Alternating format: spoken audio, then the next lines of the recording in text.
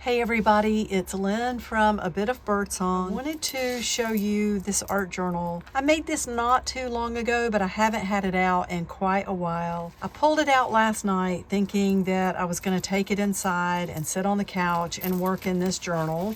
And I did do that, but I got the workshop closed up, locked up. I had my art bag. I carried everything inside and sat down, had my TV tray, and I realized I forgot my tacky glue. So it was sitting out here on the desk. Sometimes I have extra glues in the house. And if it's not tacky glue, I may have some sort of Elmer's glue at my granddaughter's art desk.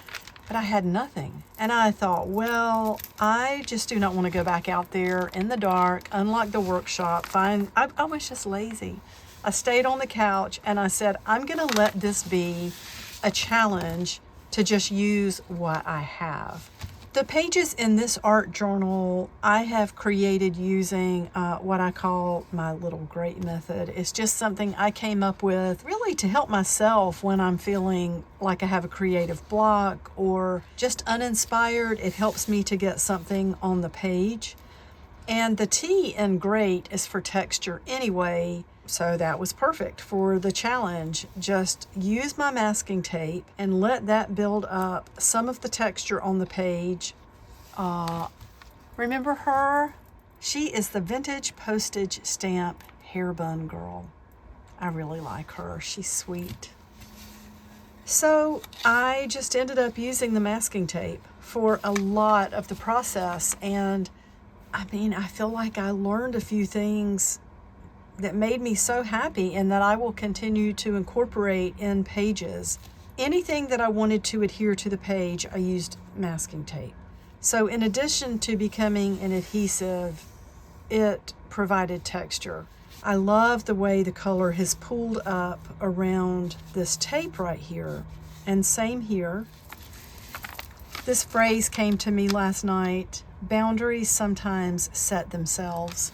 I was thinking about that in relation to situations that come about in our lives that maybe we don't have a lot of control over, and boundaries just kind of lay down and change things.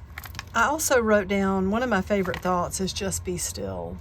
It's a good thing to do sometimes. Just don't act right away. See how things unfold and see what happens. I love that the masking tape is transparent. It's one of the things about masking tape that is so much fun. You can see that same effect again here.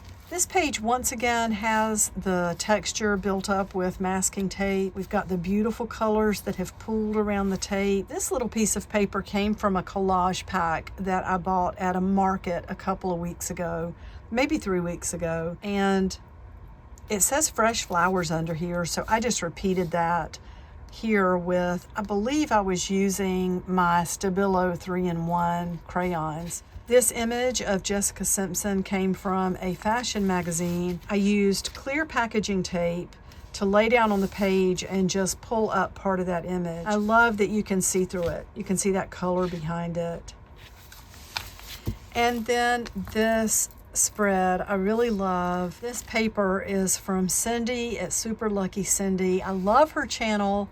Check out her channel. It is one of my favorites to watch. The marks around the edge came from a paintbrush and just black paint. All of this color on this page came from my, what I call my Brandy paint set. And it is this beautiful little Winsor & Newton paint set with colors. Some of them I've completely used and replaced, but most of these colors my friend Brandy came up with. My friend Brandy is not with us anymore, but I think about her all the time. I feel like she is with me all the time, and it's one of those connections that I think it was meant to be. Her presence in what I do is like, it's angelic. She was such a sweet person. But all of these colors came from the Brandy paint set, and I just used a straw to blow some of the color to the other page over here. And I wrote, pain and suffering exploded into a world of art. And of course that represents Frida Kahlo. what a tragic accident she had that forever altered her abilities and her life. But from that, the amazing artist that she is just, it's like it just punched through and it was bigger than life. So many of us love her and are so grateful for her influence in the art world. I put one of my little faces down here in the corner and gave her some thick eyebrows. And look how that changed her personality, just to have those Frida Kahlo eyebrows. I just love that. I tried to add some flowers. I could come back and add a little more, but anyway, that's pretty much where I am. We have another little bit of paper that was pulled up with the clear packaging tape. And still lots more room to work in here. Love that beautiful trim on the outside. I do feel like hard experiences, pain and suffering can inspire us to work in our art journals, and it can influence what comes out on the pages as we deal with things. I know that a lot of my work in the past and now, some of it's just driven because we want to create, but some of it has been driven by trying to deal with things that have happened.